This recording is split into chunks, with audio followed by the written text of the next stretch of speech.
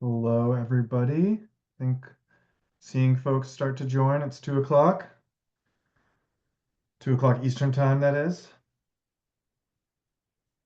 Welcome, welcome. I'm gonna wait till everybody's joined before we go ahead and fully get started.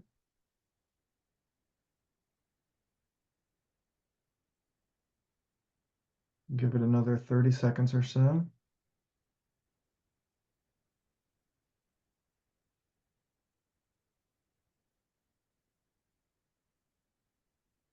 Hope everyone is having a good week so far.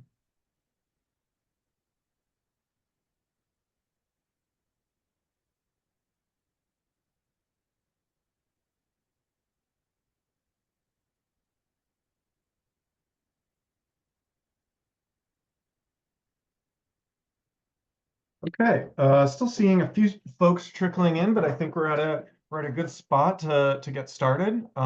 So I wanted to just send out a warm welcome to everybody on this Tuesday to this Kids on Campus webinar series that our team at the Urban Institute is helping put on. So this is called Why It is Critical to Support Student Parent Success Using Data, and this is the first of a three-part webinar series that we are very excited to share with you all. So this is a partnership between the Urban Institute and Kids on Campus. And I wanted to pass it over to Mia for a second to give a little bit of an introduction. Thank you, Nathan, and good afternoon, everyone. And thank you for taking time to join us today for our first in a series of webinars related to the importance of and strategies for collecting data on parenting students and how doing so can support the development and design of supports to enhance their success.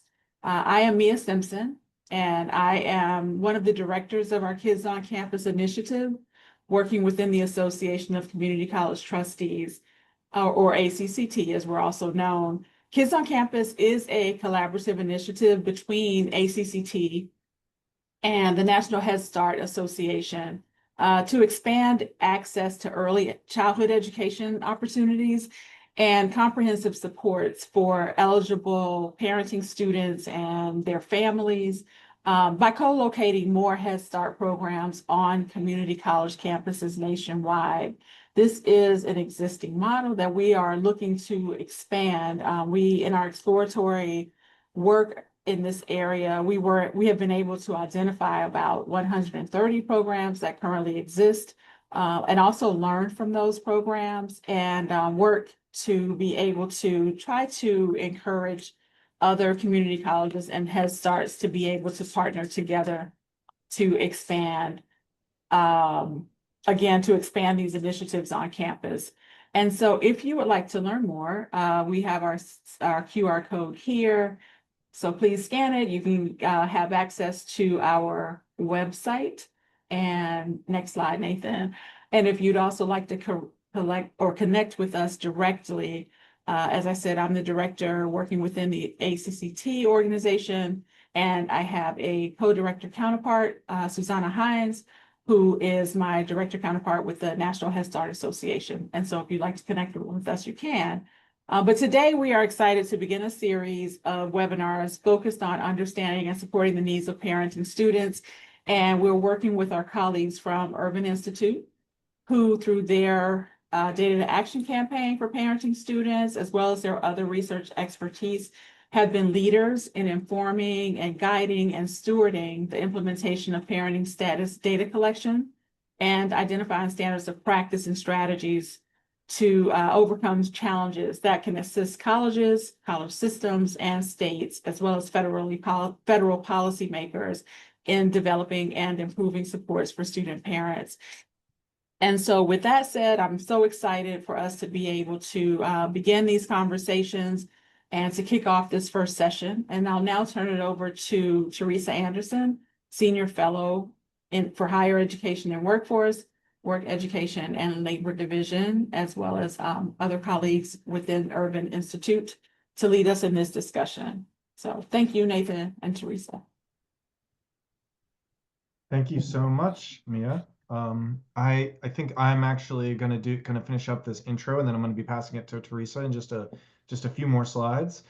But I am pleased to introduce our team today, led by Teresa Anderson at the Urban Institute, myself, Nathan Sick, Kimberly Salazar, and Kate Westovy. So we're a team of researchers at the Urban Institute who have been doing a number of different activities relating to parenting students for the last number of years, including the Data to Action campaigns for parenting students, one of which has been working across 3 different states to help colleges develop supports for parenting students, and another one which is just starting up in the state of Texas to do the same. So along with that, we've done a lot of work with parenting students themselves, and a lot of various different research and policy areas that we'll be talking about today relating to parenting students. So this is session 1, again, of a 3-part series. This is called Why It is Critical to Support Student-Parent Success Using Data. So we're going to talk a little bit about why data is important, and start to get into some of the ways in which colleges have used data to support parenting students. So this is just an overview of the webinar schedule. So again, this is session 1, which I mentioned the title of today, August 19th. And this is where we're going to learn why student-parent data matters. We're going to explore best practices, and we're going to discover some resources to shape effective campus strategies. And all of these findings and recommendations have been honed over our last couple of years of working with colleges in various parts of the country. Session 2 on Tuesday, September 23rd, is going to be getting into the details of student-parent data collection. So that's tailored for institutional research and data professionals. It's definitely going to get a bit more into the weeds about how to actually really put some of these recommendations into practice when it comes to the collection of data, really getting into some nuts and bolts there. So really great for institutional research and data professionals, but also it's not going to be so highly technical that you can't attend if you aren't in those fields. So if you're, if you're interested in this topic and interested in data, it's still going to be grounded in real world experience and decision making about how to support students and make campuses family friendly. So still very grounded in practical matters, still very related to decisions that you can make on campus, but it will get a bit more into the weeds, like the technicality of how you can actually go about collecting and using data to support parenting students. And yeah, there will also be some thinking in that session about how to actually apply these ideas to your own context, because every college and every IR department is different. Session 3 is going to be about using data to inform services that support student-parent success. So that's Tuesday, October 28th from 2 to 3:30 p.m. Eastern, or 11 to 12:30 Pacific. And that's designed for student services professionals. And that session is going to highlight how to turn insights into action. So attendees will receive support drafting tangible next steps for your institution. So thinking about how you can take these ideas and really put them into practice. Again, I'll make the same plug as I did for session 2. If you're like a total data nerd and you're not as involved in the student services aspect as much, I think it's still helpful to attend, because you can kind of understand how your data, how data can support those actual actions. And if you are not as interested in session 2 because it's more in the weeds of data, then session 3 might be for you, as it's really thinking about how to actually take action and support students in tangible ways. So we're very excited to share these 3 sessions. And I covered some of this already, but throughout this webinar series, you'll gain an understanding of the value of tracking parental status and how those insights can drive actions to support student successful outcomes. We'll explore how student-parent data fits within broader institutional efforts around enrollment completion, Title IX, workforce readiness, learn about strategies for identifying parenting students through existing systems, and where data capacity can be enhanced. And this will be tailored for recommendations that can apply to different types of institutions and institutions that find themselves in different places. You'll learn how to make a profile of resources, which will identify where gaps and opportunities exist for parenting students and students in general. Learn to use data to action type tools that we've developed to streamline practices and align efforts across departments, including to help break down silos. Identify key stakeholders across IR, student services, compliance offices, etc., to foster shared ownership of student-parent data and supports. and draft a plan, or in this three-part webinar context, at least a plan for a plan. This is not necessarily going to be a full data to action, intervention, but a plan for a plan to improve data collection and usage to support tangible improvements on campus for parenting students, and again, for students in general. So I think it'd be great to meet your fellow attendees. If there's not enough time for us to do a full round robin, but if you'd like to just put your introductions in the chat. And as Kimberly suggests, your favorite ice cream or frozen yogurt flavor. And I have to say that just last night, from a really crazy local ice cream spot, I had everything bagel with peanut butter and jelly ice cream.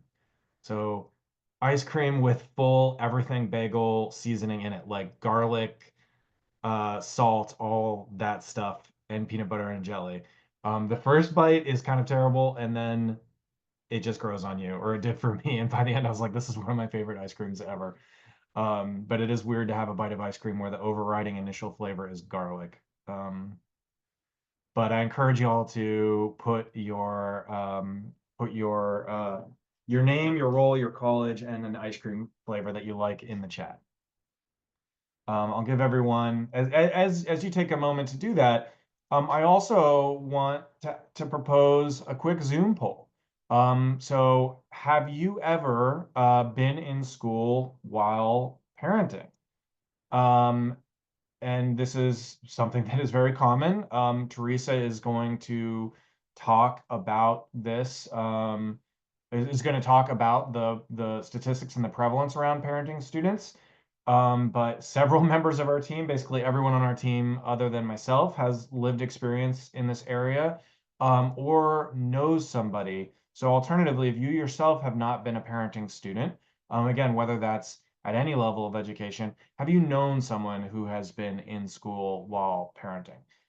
So I know my mom was a parent while she was in grad school, and I know many folks have had someone close to them or in their orbit who has been in school while parenting, and who has dealt with the opportunity, but also the challenges that can come with that.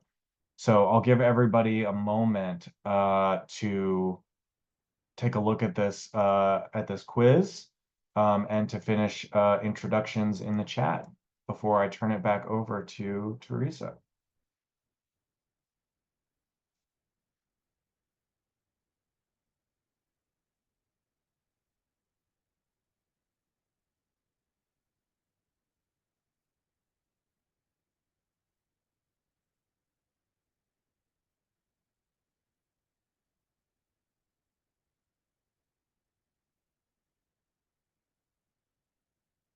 Hey. Right now, we're seeing that 40% of everybody is saying that they themselves have been in school while parenting. So that's above the national average, which we'll hear about in a second. And 100% of people have known someone who's been in school while parenting. So not a surprise that this is a topic that affects a huge percentage of the student body, a huge percentage of people who have gone through education, post-secondary education, or education at any level, really, and basically affected somebody in all of our lives who are on this webinar right now. So I always appreciate that level setting to just kind of understand how important this topic is and how many students it affects. So thank you everyone for the introductions. I'm going to go ahead and pass it off to my colleague, Dr. Teresa Anderson, who's going to talk a little bit more about why we are here and share some data with you all. Thank you so much, Nathan. And my camera's catching up with me. There we go. Great to see you all here. And I just want to share a bit more about the context of this work. Some of you may have heard a version of this before. Maybe you haven't. If you have, then maybe you can like start chanting it along with me. But I think that it's important to be thinking about where parenting students fit in the broader higher ed landscape and kind of what motivates this work. So with that, who are student parents? So in 2020, before the pandemic, undergraduate student parents made up about 18% of all undergraduates in the United States. And that totals over 3 million students nationally, 3.1 million. Within community and technical colleges in that same year, student parents made up 22% of undergrads. And there's a lot of reason to believe that these are actually slight underestimates for a couple of reasons. But all that said, this is a huge portion of student population. Any college administrator, if you went to them and said, hey, almost a fifth of our students have this characteristic, should we be doing something to attract or serve them or promote graduation? I think the obvious answer is yes. This is a huge group. It's almost 1.5 million students at community and technical colleges. So what do we know about student parents at community colleges? Again, these are national data, but we can pull it together for any state. But honestly, it's pretty consistent across a lot of states. So 3/4 of them have a non-work study job, working on average 35 hours a week. So on average, working basically full-time. They were about 50% more likely to be enrolled part-time, probably no surprise given that earlier statistic. So about 60% of them were part-time versus 40% of non-parenting students.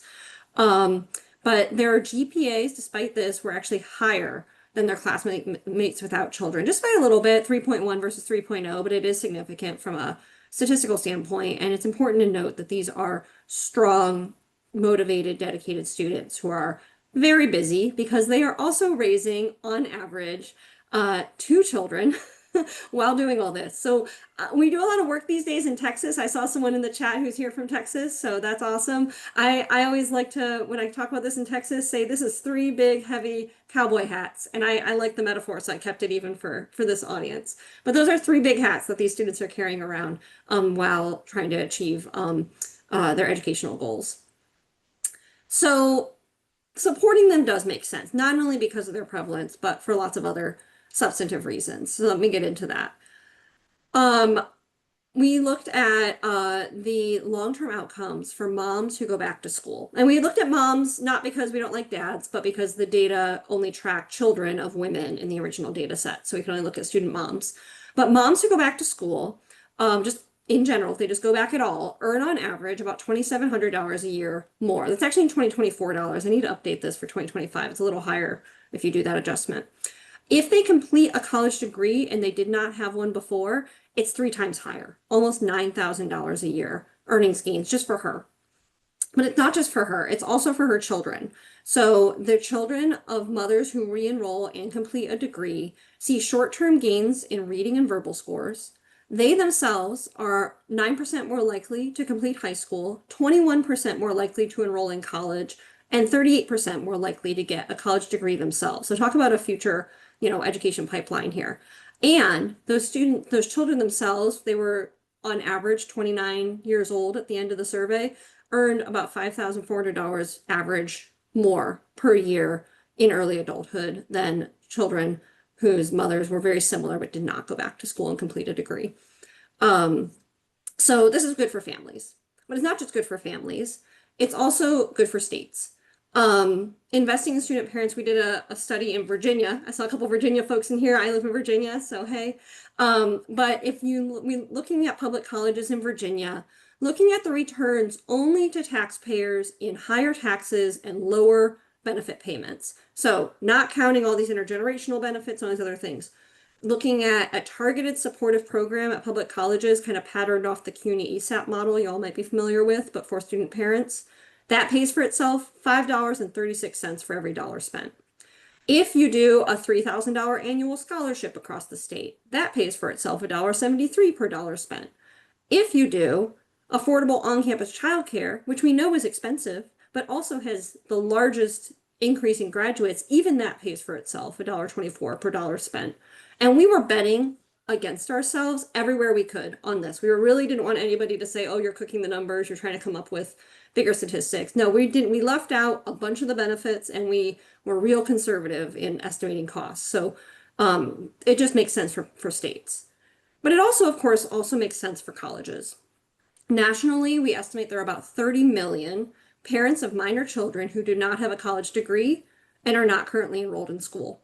1/3 of them have some college experience. So this is a large potential pipeline, especially as we focus on adult education or returning learners, workforce and economic development. There's an important recruitment population for colleges and an important population of folks who can be achieving higher credentials and degrees to meet their goals and workforce goals. That said, there are barriers. Parenting students are less likely to complete, partially because they're at a really complex policy intersection. So when we think about a student parent, actually, let's just go back. Let's think about a student.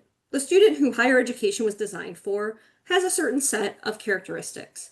And that student who originally higher ed was designed around, really only had to interact with one policy system. They were a full-time student, young adult, dependent on their parents, and they were going to school. They really had to deal with what we call college access and success policies. And those were designed for that student in mind.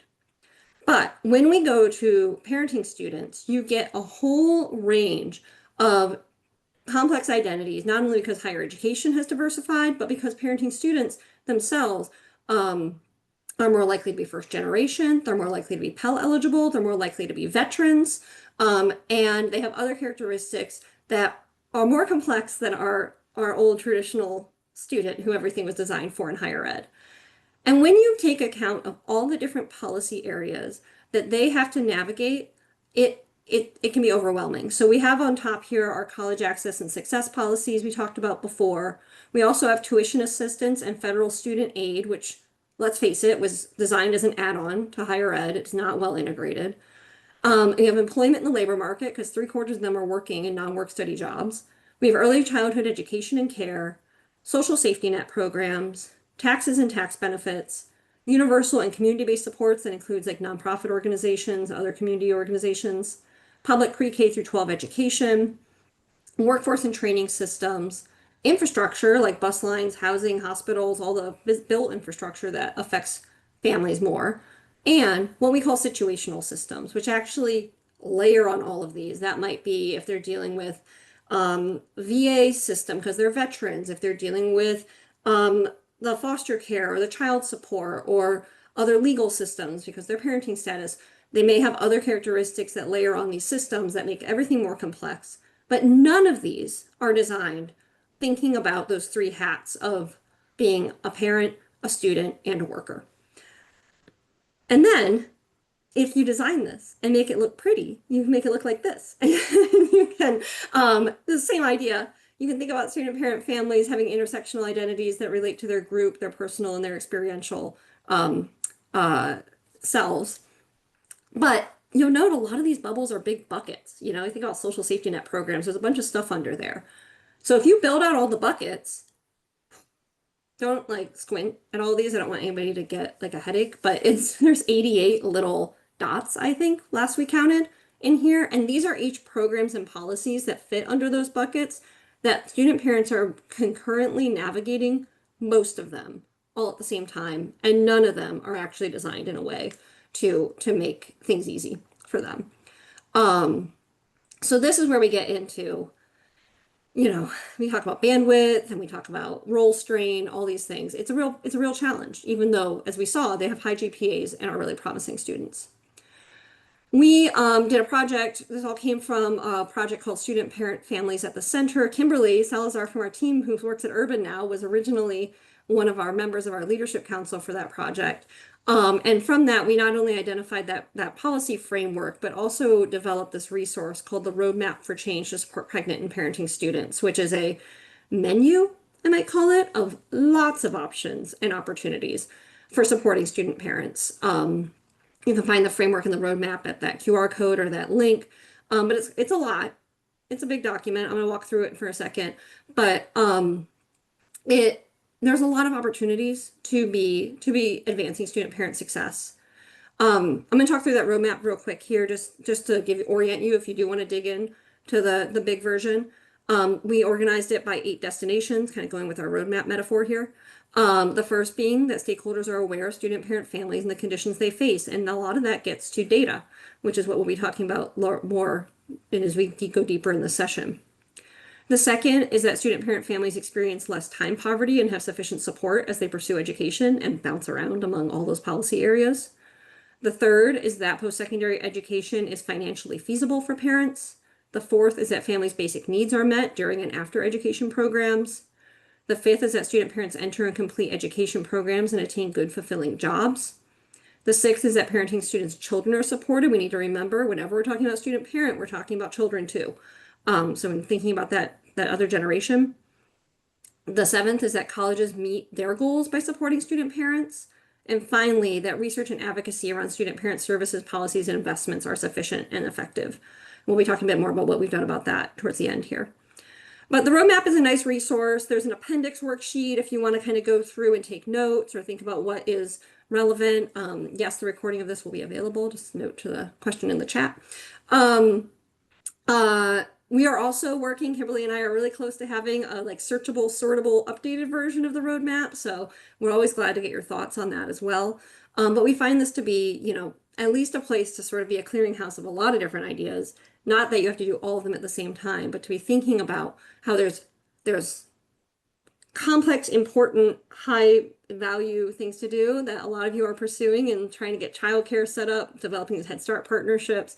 And there's lower hanging fruit that can happen sooner than later and make things a lot better for student parents. So with that, we took the stuff from the roadmap and saw as we were coming out of that, there was a movement happening among states to recognize student parents more, not only just as a population to talk about, but as a population to measure through data and to identify who is a parenting student within student record systems, like within college, the demographics that colleges collect to include parenting status in there. When that was all coming out, started in Oregon through the work and the championship of Michaela Martin, who was a fabulous student mom who went to a community college, tried to find childcare for her son. They said, well, there's a 3-year wait list. And she said, what do you mean there's a 3-year wait list? This is a 2-year college. And they said, well, we don't have enough. And so she started asking questions about why don't you have enough? Why isn't there good data? Who needs the service? Who's not getting served? And ultimately championed through not only her associate's degree, her bachelor's degree, and finally when she went to law school, this legislation passed in Oregon, which was the first state to legislatively require student parent data collection. But then shortly after in Illinois, California, Texas, and Minnesota have all followed suit, and Maryland has proposed some legislation, but it hasn't passed yet. So that said, this was all coming out, but there wasn't good understanding of how to collect the data, how to do it consistently, what that could look like. We did an initial review and saw of 21 different surveys that tried to collect to identify student parents. Not a single one used the same language or the same definition. So the Urban Institute worked with some partners to develop the Data to Action campaign for parenting students, which started with 10 grantees, 9 colleges, and 1 citywide system across Illinois, Oregon, and California to learn along with them, to provide support, coaching, technical assistance, and community building spaces, but also to learn along with them about how to collect these data in a way that makes sense and how to use those data so it's not just a compliance exercise, but it actually informs supportive services and actions that would allow student parents to be more successful. You'll note we have a big old star here on Texas because we just launched a new cohort of 13 colleges in Texas that are going to be doing another round of the Data to Action campaign. Minnesota's still green, so if you're in Minnesota, we're happy to talk to you about what can be done there because there's a lot happening in that state as well. But that said, a lot of the insights about how to collect data that we'll be sharing, especially in the second session, will be directly drawn from the insights from these colleges. And we will have a publication out by the next session that really summarizes and synthesizes best practices on that. But with that, I want to hand the baton to my colleague, Kate Westerby, to talk a bit about why data are powerful and what we can be doing with those insights. Thank you.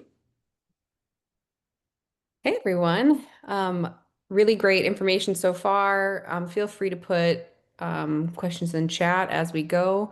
One note too is that we'll have breakout groups shortly, so we just wanted to give you a heads up. So I wanted to talk a little bit about why data are powerful, and this is something that I really love making happen, is making data more powerful. So uh, next slide. Thank you. There is this quote called, that says, "When you are invisible, so are your problems." And this was one of the motivating quotes of that effort that Teresa had mentioned with Michaela Martin about student parenting status being routinely collected in Oregon. But they were the first state to pass the legislation that parenting student status should be routinely tracked at the student record level. But this also is a quote that hits home for me, in that when I had my son when I was 17, my oldest son, and went straight to college after that. And I didn't tell anyone that I was a parenting student at that point. And that has to do a little bit with the teen pregnancy, teen parent stigma and shame too. So really felt invisible and really, was not very engaged in campus because I was always running home to watch my kid. And, this invisibility is a larger issue, and feeling comfortable on campus and really getting everything you can out of it.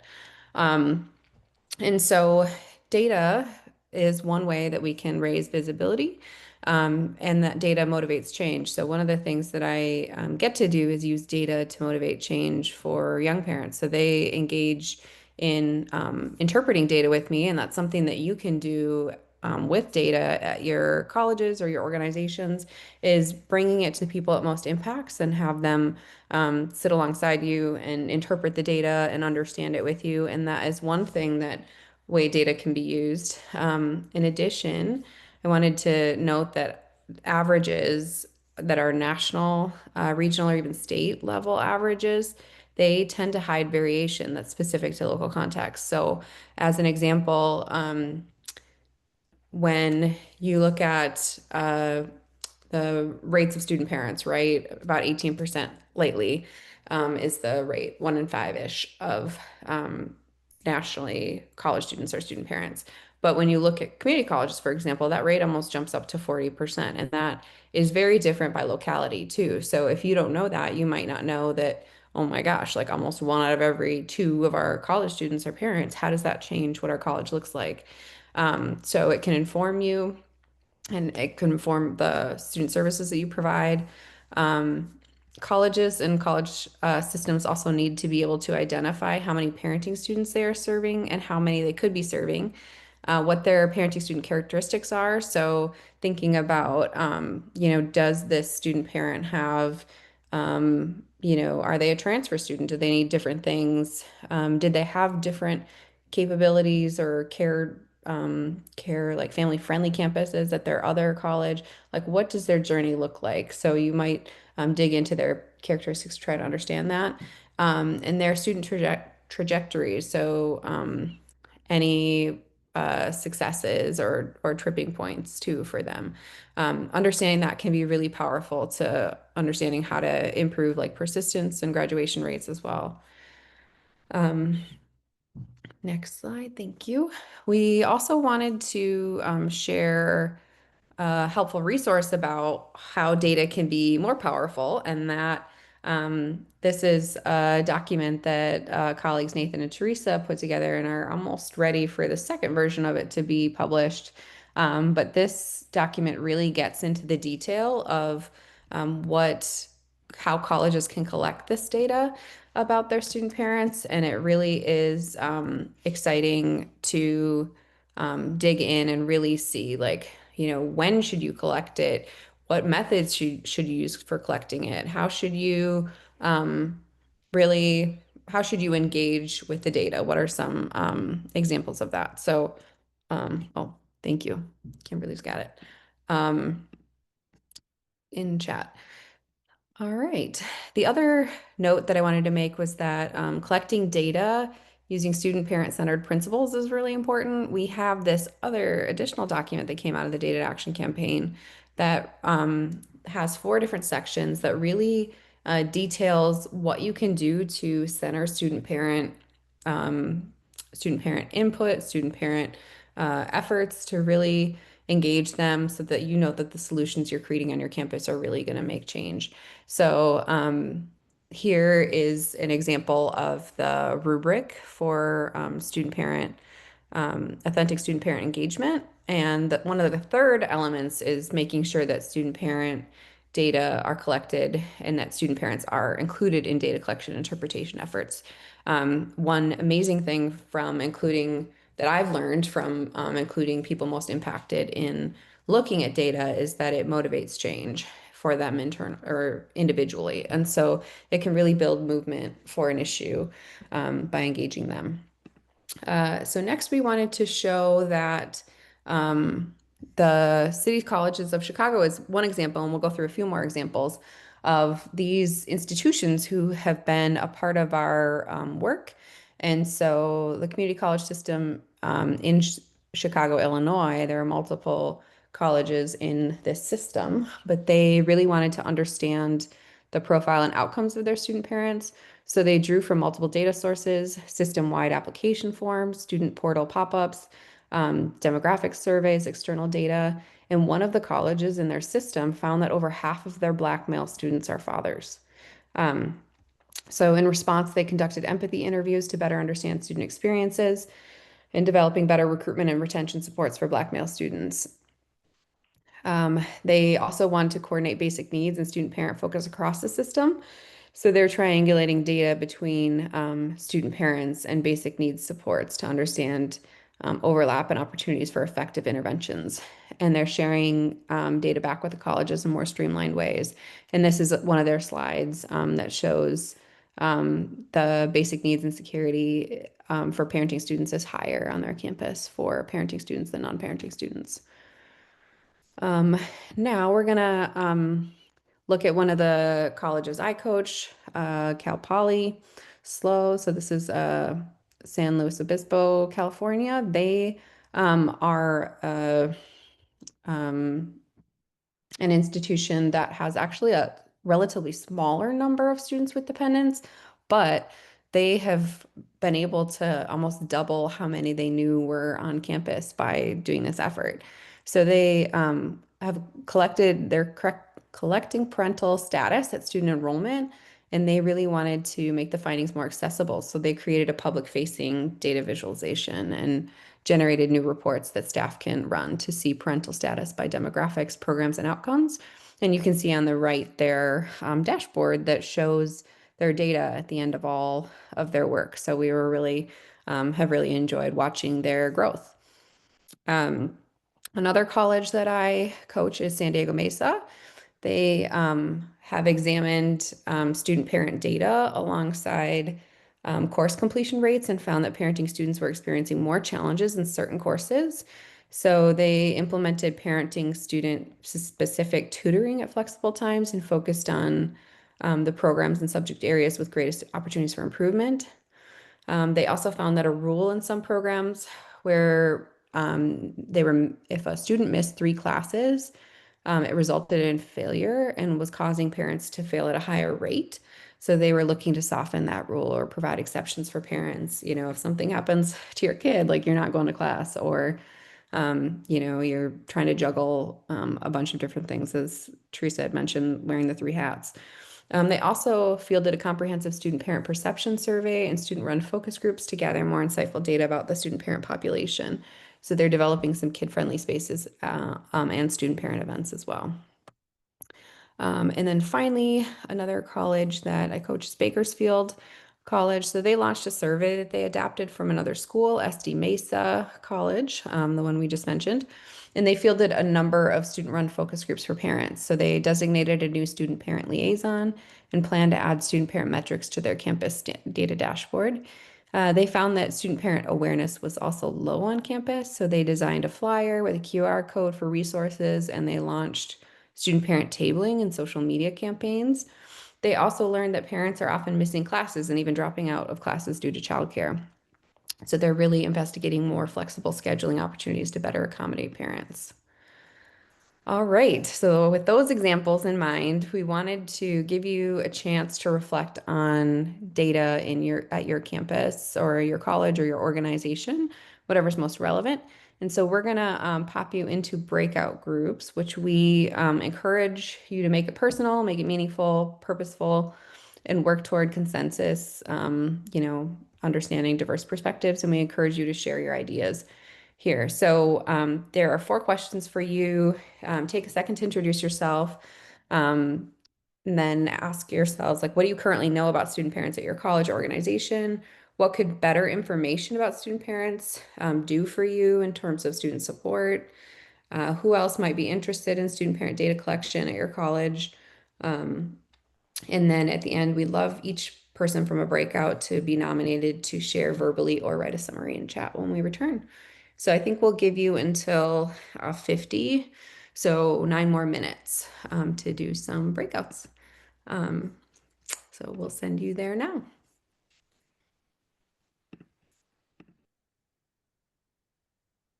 Hey, everybody.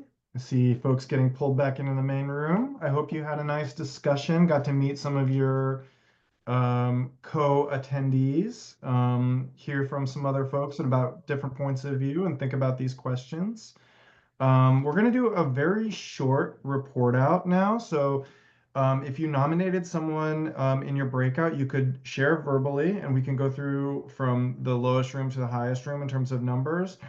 Or if you'd like, you can put it in the chat, and I'm happy to read your group share out. But is there anyone starting with group number 1 who wants to share out or reflect on just anything really? We're all, it's casual here, just anything that you thought was notable that came out of your discussion or interesting or something that folks brought up that you thought was worth sharing with the group. Is there anyone from group 1? Well, I just want to point out that I don't know what group I was in. I didn't clock which breakout room I was placed into, so I don't know if others have that same experience. No problem. If you would like to I share out, see you I in the don't think the chat. There order, you go. yeah, I don't think the order is totally crucial here. So if you have something that you'd like to share out, I think you should go right ahead. We also didn't designate a share out person for my group, but since I'm speaking, I'm happy to do it on behalf of the group members, and anyone can feel free to add to my summary. We kind of just shared, like, we've used the questions obviously as the foundation, but we just shared where each of our respective campuses are in terms of providing support to, like, targeted support to student parents, securing funding, and like system-wide standards for those like support systems and services, and then collecting data that supports these initiatives. So it was really just a share out of, like, where's your campus at, or where's your system at? And there was a lot of great innovation happening in our group. I'll say that. Excellent. That's great. So kind of thinking about where different campuses stand in terms of what they're offering right now, thinking about how they're using data right now, and then also thinking about the kinds of innovation that's happening on those different campuses right now.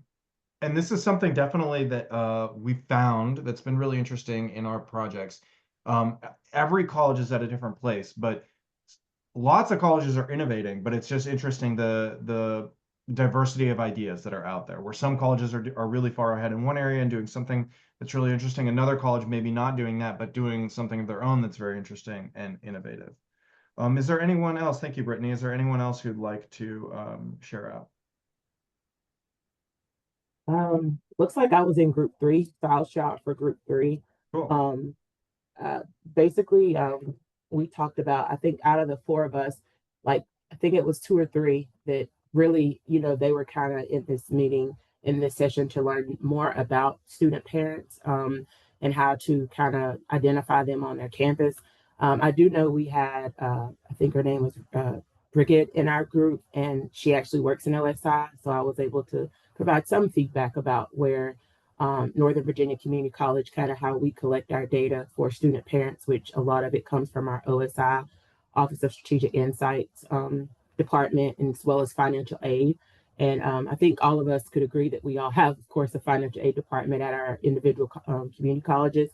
And then most of us have an OSI department as well. It may be named something slightly different. So that was one thing that we kind of shared that we all could maybe benefit from. But I think for the most part, most of us was kind of new to this, new to, serving student parents in any capacity. So, yeah.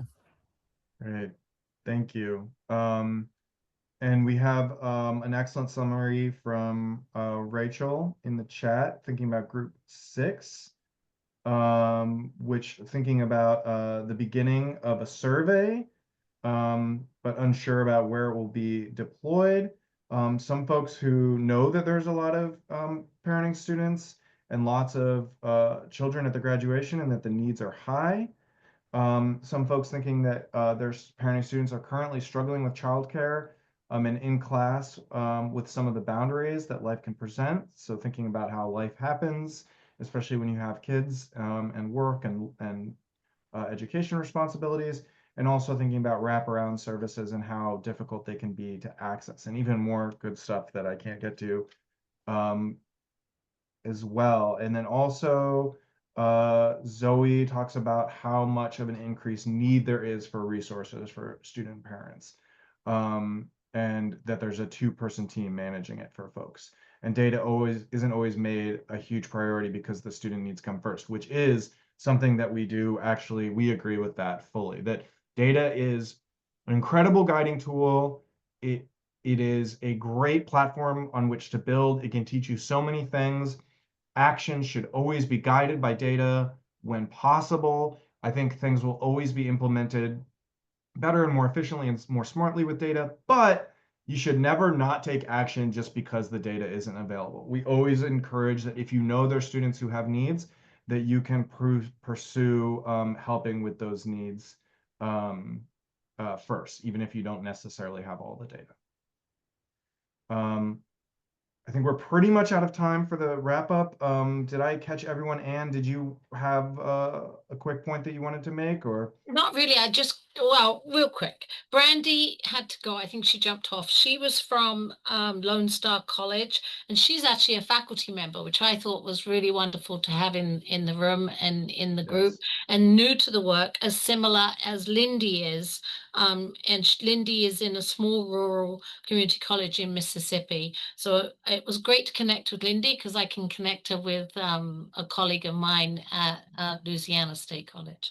So, but they were very new to the work. I've been in the work a little bit longer, so Mm. I listened to them share, and it was clear that they are looking for direction, I would say, safe to say. Great. Thank you so much. And then here I mentioned the time and place for the next ones, which I think this was a great overview. We love sharing this overview, the motivation for the work, the big picture, also the details of what some colleges are doing. I do think the next two sessions are going to be getting even more into specifics. So the first one being specifics about data, the second one being specifics about student supports. There are QR codes. We highly encourage you to register, especially if you thought this was interesting, but you want more. And yeah, the next sessions will be 90 minutes. Again, getting into much more details that we hope this gave you ideas. We also hope the next two sessions you would walk away from with some very specific ideas about what to do. In the meantime, talk with someone in your institutional research office and invite them to the next session. We think it'd be great to have some IR folks attending. So now I'm going to pass it off to the rest of our team for a Spark plug. Thanks so much, Nathan. And so again, we wanted to add a shameless Spark plug. A shameless plug for Spark, which stands for the Student Parent Action Through Research and Knowledge. Spark is a big tent community that's values driven, action oriented, designed to empower parents who are pursuing educational goals. So Spark is led by champions from the Urban Institute, the Pregnant Scholar, and Child Trends. Groups that bring deep expertise and strong commitment to student parent success. And through this work, we support research, investment, and policy change that helps student parents thrive. And most importantly, Spark is an open invitation. So we want others to be part of this change with us. So for our vision, the vision is simple, but it's a powerful one. We believe that being pregnant or parenting should never determine someone's ability to reach their goals. We see a future where every organization and every decision maker is working together, coordinated and aligned with student parents to make sure parents are supported. That means creating a system where student parents don't have to navigate barriers alone, but instead have structures in place that truly help them achieve what they set out to do. And so Spark's mission is to build the evidence and make the case for real change, Through Spark, we bring people together to collaborate, researchers, advocates, and student parents themselves, so that the data and the stories line up to show why policy change is needed.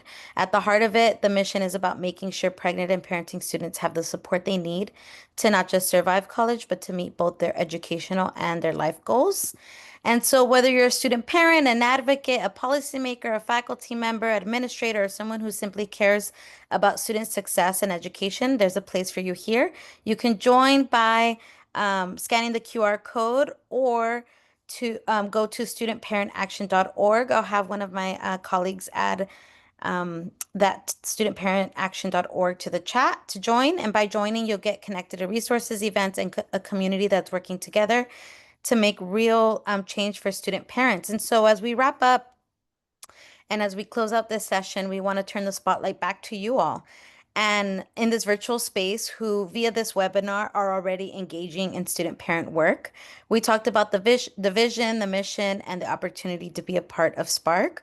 But throughout the session, we just want you to consider, what does this inspire in you? What are you motivated to do next in your work, in your institution, or in your community to better support student parents? And we'd love if you want to share those thoughts either in the chat or reflect on them and share them in the chat in the next session that we hope to see you at. And big or small, every action matters. And together, those actions build the momentum for the real change. Thanks again for having us. And thanks again for joining us in this first session. We're really excited to have you. And we're excited to continue building this work together. And I'll hand it back to Maya to close us out.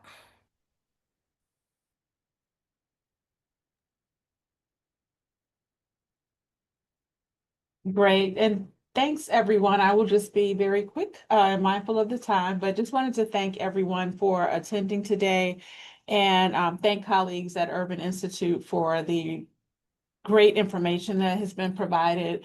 And I think it's just been an absolutely exciting way to kick off the conversation and to be able to engage people in future discussions. And so much appreciated.